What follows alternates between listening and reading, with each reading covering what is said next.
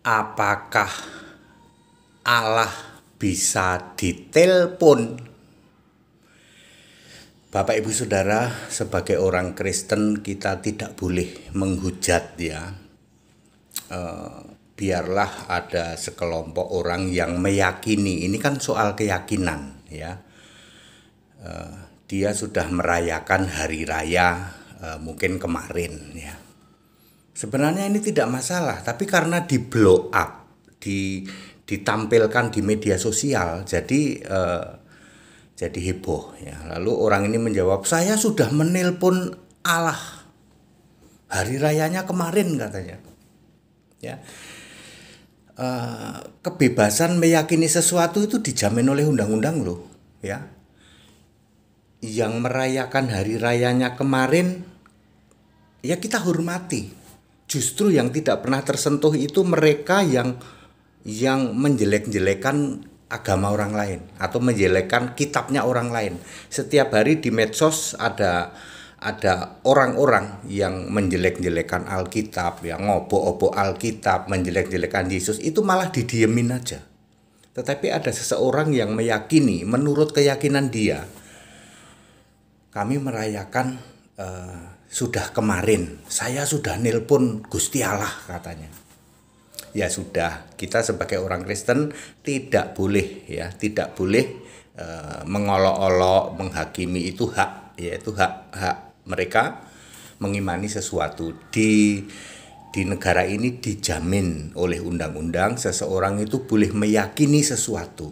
Yang menjadi masalah kan yang bikin onar ya toh, yang tiap hari ngobok-obok menjelekan keyakinan orang lain ya toh, dari bangun tidur sampai bangun tidur kok nggak diapa-apain ya. Ini dia ya, malah kebalik-balik. Oke, sekarang sebenarnya Gusti Allah itu bisa ditelepon nggak?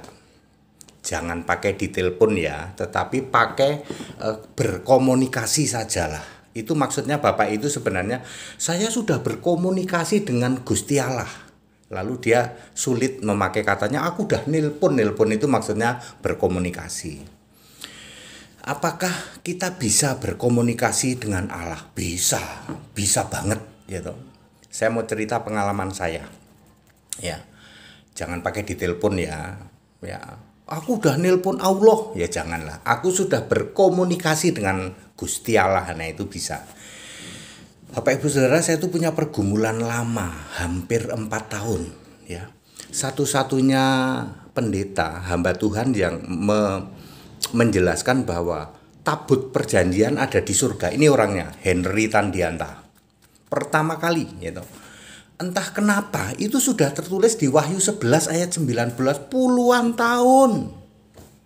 Kok tidak ada orang yang menjelaskan di mana tabut perjanjian? Padahal udah ada ayatnya, Wahyu 11 ayat 19. Saya yang pertama kali, lalu saya bergumul, Tuhan, oke, sekarang tabut perjanjian ada di surga. Wahyu 11 ayat 19. Yang menjadi masalah isinya apa itu di dalamnya. Tabutnya cukup gede, ukurannya 125 cm panjangnya, lebarnya itu 75 cm, tingginya 75 cm. Itu kalau orang masuk terus ngeringkel begitu ya. Gini apa ngelipet, kakinya dilipet ya, bahasa lebih mudahnya orang ngeringkel di dalamnya, di situ bisa muat loh. Ya, orang ngumpet di dalam peti itu muat. Lalu pertanyaan ini saya lama 4 tahun gitu. Isinya apa di dalam? Tidak mungkin isinya cuman kedua loh batu, tongkat Harun dan segumer mana. Ini Allah macam apa? Saya sampai begitu ya. Ini Allah macam apa disuruh membuat peti tabut perjanjian gedenya segini, isinya kosong. 4 tahun saya bergumul. Ya, saya sering tanya, Tuhan, apa maksudnya? Apa maksudnya engkau? Kenapa ini peti ini kosong? Isinya cuma segumer mana itu satu mangkok. Tongkat Harun berapa sih tongkat Harun? Kedua loh batu Allah seberapa loh kosong? Masa engkau membuat peti kosong gini, isinya apa? Baru terjawab kurang lebih mungkin ya 4-5 bulan lalu lah. Ya, mungkin 4-5 bulan lalu. Sampai saya membuat tayangan. Isi di dalam kitab tabut perjanjian adalah Alkitab Perjanjian Lama, Alkitab Perjanjian Baru ini, yang lama ini Ibrani, yang baru ini Yunani, kedua loh batu, segumer mana, dan tongkat Harun. Lalu saya membuat simulasi, ya saya membuat uji coba. Ini kotaknya segini, tak coba masukin satu kitab ukurannya segini pas. Saya berkomunikasi, ini nggak nelpon, ini berkomunikasi terus di dalam roh, kan menyembah Allah di dalam roh. Yesus kan Roh Kudus itu, tapi saya nyembah Yesus. Yesus, saya nggak nyembah Bapa. Kalau nyembah Bapa nggak akan dibuka, karena saya nyembah Yesus ya melalui ayat-ayat, akhirnya saya dibukakan ya. Kenapa kotak atau tabut perjanjian segini gede? Ternyata pas ya toh. Isinya untuk berapa? 66 kitab, 39 sama 27. Ditambah segumer mana, dua loh batu, satu tongkat Harun. Saya membuat simulasi dan itu benar. Jadi boleh kita nelpon, ini bahasa saya ngikutin Bapak itu ya. Saya sudah nelpon Gusti Allah ya, maksudnya berkomunikasi. Ya, seperti itu. Tapi kalau saya beda, saya berkomunikasi kepada Gusti Allah. Gusti Allahku itu punya nama Yesus Kristus, Isa Al-Masih. Saya nggak tahu kalau Allahnya nggak punya nama, apa bisa ditelepon, apa bisa komunikasi. Kalau saya sudah melakukan itu, saya sudah melakukan itu ya, itu salah satunya. Oke, lalu itu yang terakhir ya. Sebelumnya pun banyak ya. Saya pernah dikuasai roh. Saya masuk ke alam maut ya. Saya bisa lihat itu pendeta siapa saja yang ada di alam maut. Alam maut itu calon ke neraka ya. Saya ini masih punya moral. Jadi saya nggak mau nyebutin satu-satu, tapi saya tahu itu pendeta-pendeta itu saya kenal. Romo-romo yang di alam maut saya kenal semua. Ya, mereka-mereka yang orang-orang besar yang dulu kita agung-agungkan ya, yang itu seperti itu, ternyata tempatnya ada di alam maut semua. Ngomong gampangnya, semua penyembah Bapa itu alam maut semua ya. Lalu saya pernah diizinkan melihat penghakiman terakhir, empat penghakiman, tuduhan Musa, penghakiman 12 rasul, penghakiman domba kambing, dan penghakiman anak domba. Saya lihat bagaimana cara penghakiman. Hanya saya yang bisa menjelaskan itu. Ya, mungkin di seluruh dunia hanya saya. Karena saya secara khusus saya melihat itu. Termasuk menjelaskan soal tabut perjanjian. Kok isinya bisa itu, hanya di dunia ini hanya pendeta Henry Tandianta. Dan Anda boleh cross check ya, dan itu benar. Ya, termasuk semua yang di alam maut ya. Ya, pendeta besar itu semua ada di alam maut semua yang pulang ke rumah Bapa ternyata alam maut. Ya, seperti itu ya. Jadi kalau ada kita tunggu saja ya, siapa yang masih sisa-sisa yang nanti pulang ke rumah Bapa ya. Kemarin ada itu perempuan itu ya. Kalau nggak salah dari ortodok, kalau nggak salah itu ya.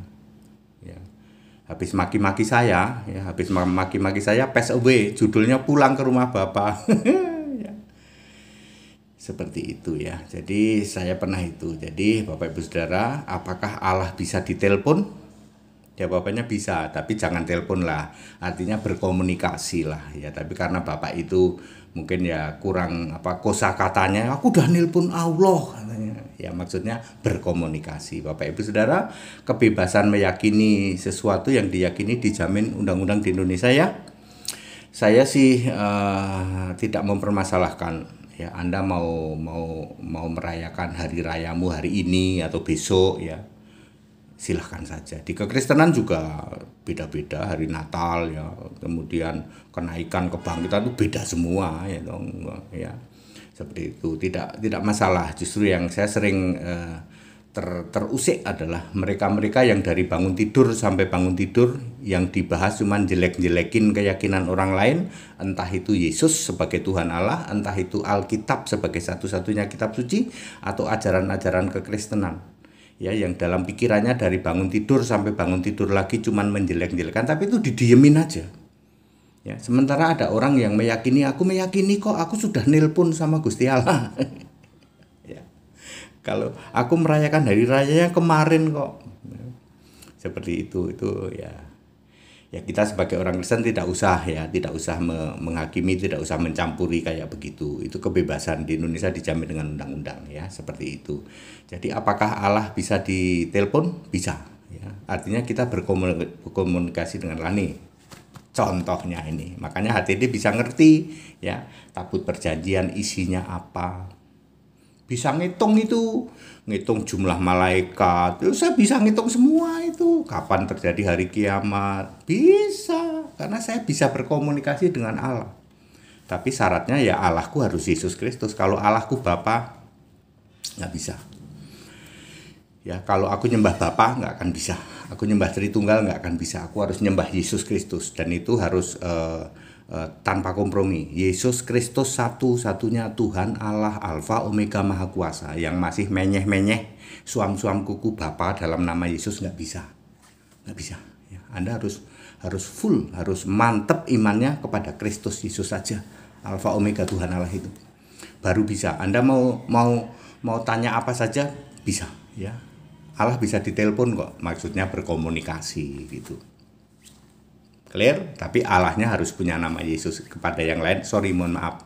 Ya, Allahnya harus Yesus, baru diberi pencerahan nanti apa yang kita ingin tahu itu semuanya tidak ada yang bertentangan dengan Alkitab.